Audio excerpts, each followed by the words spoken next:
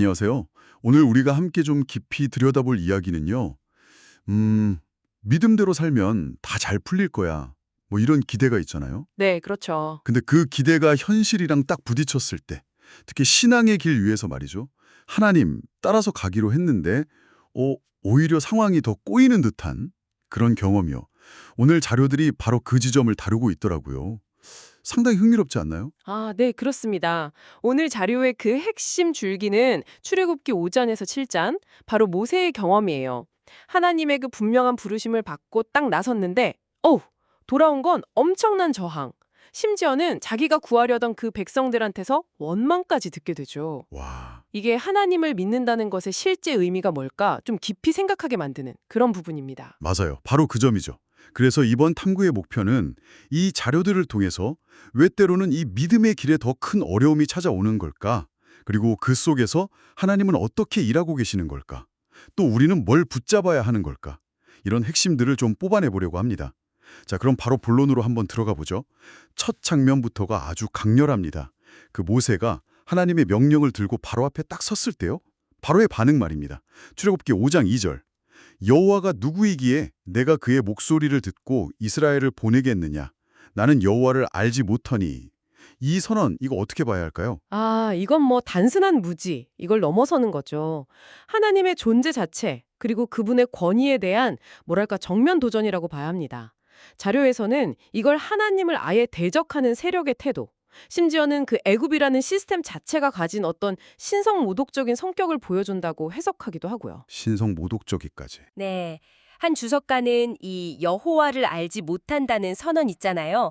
이걸 요한복음 17장 3절에서 영생을 하나님과 그분이 보내신 자 예수 그리스도를 아는 것이라고 정의한 것과 딱 대비시키면서 와, 이게 얼마나 비극적인 선언인지를 강조하더라고요.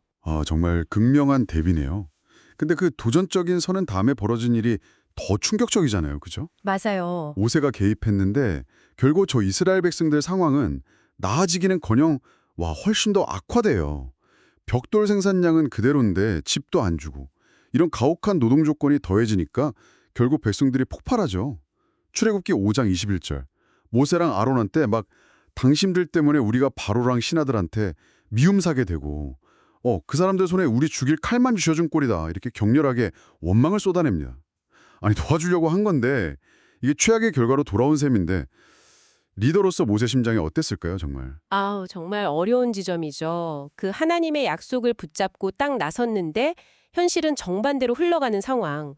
자료에서는요, 이게 세상의 어떤 악한 세력, 뭐 성경적인 표현으로는 사탄의 방해일 수도 있고, 혹은 아직 그 백성들이 준비가 안 됐으니까 연단하시려는 하나님의 좀 더 큰 그림의 일부일 수도 있다. 이렇게 설명합니다. 아, 연단의 과정일 수도 있군요. 네. 중요한 건 이런 고통과 혼란 속에서 믿음이 시험대에 오르고 때로는 그 믿음이 더 깊어져야 할 필요성이 드러난다는 점이죠. 자유를 향한 여정이 생각보다 훨씬 더 혹독한 대가를 요구했던 겁니다. 그 무게가 너무 컸는지 결국 모세 자신도 하나님께 막 탄식하잖아요. 그렇죠. 주님, 아니 어찌하여 이 백성을 이렇게 괴롭히십니까? 도대체 왜 저를 보내셨습니까? 그 출애굽기 5장 22절, 23절 말씀이죠. 이 솔직한 절규. 여기에 대한 하나님의 응답이 또 아주 중요하더라고요. 네, 맞습니다. 바로 이어지는 출애굽기 6장에서 하나님께서 나는 여호와이니라 이 선언을 반복하세요. 당신의 이름에 담긴 그 능력과 신실하심을 다시 한번 딱 각인시켜 주시는 거죠. 아브람, 이삭, 야곱과의 언약을 다시 상기시키시면서 내가 너희 고통 소리를 들었고 그 약속을 기억하고 있다. 이걸 분명히 하십니다. 약속을 기억하고 계시다. 네. 그리고 구체적으로 네 가지 행동을 약속하세요. 빼내며, 건지며, 속량하여 내 백성으로 삼고 나는 너희 하나님이 되리라. 이건 보이는 현실이 아무리 절망적이라도 결국 하나님의 그 주권적인 계획과 약속은 반드시 성취될 거라는 강력한 보증인 셈이죠. 와, 정말 강력한 약속이네요.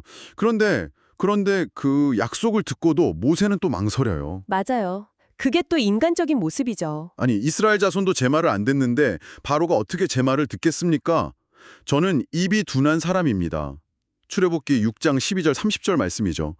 자료에서는 이 입이 둔하다는 표현을 원문에 좀 더 가깝게 할례받지 않은 입술로 보면서 그의 어떤 깊은 자기 불신, 부족함을 드러내는 표현이라고 지적하더라고요. 네, 그 인간적인 연약함이 계속해서 드러나는 부분이죠.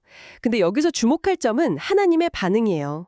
그의 부족함을 막 책망하시는 게 아니라 형 아론을 그의 입으로 딱 세워주시는 아주 실질적인 도움을 주십니다. 아, 아론을. 네, 모세가 하나님처럼 아론에게 지시를 하고 아론이 바로 앞에서 모세의 대언자 역할, 그러니까 선지자 역할을 수행하게 함으로써 모세의 약점을 보완하고 당신의 계획을 밀고 나가시는 거죠. 와, 정말 놀라운 방법이네요. 그렇죠.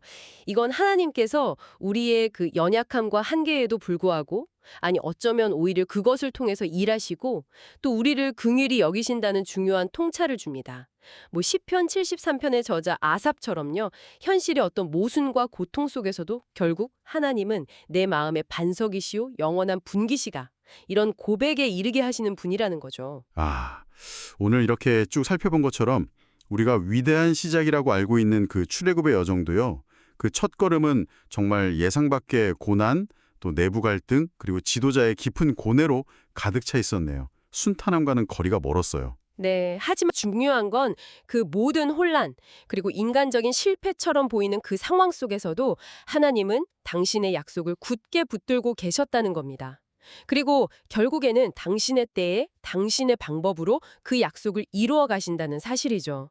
때로는 우리의 이해를 좀 넘어서는 방식으로 일하실 때도 있지만 그분의 신실하심은 변함없다. 이게 오늘 자료가 우리에게 주는 핵심 메시지가 아닐까 싶습니다. 그렇다면 오늘 이 이야기를 듣고 계신 여러분께 던지는 마지막 질문은 이겁니다. 혹시 여러분의 삶에서도 기대를 가지고 어떤 발걸음을 내디뎠는데 예상치 못한 난관에 딱 부딪히거나 혹은 풀리지 않는 문제 앞에서 좀 좌절감을 느끼고 있지는 않으신가요? 오늘 모세의 이야기 속에서 바로 그런 순간에 우리가 붙잡아야 할 희망의 실마리는 과연 무엇일지 한번 깊이 생각해 보시면 어떨까 합니다.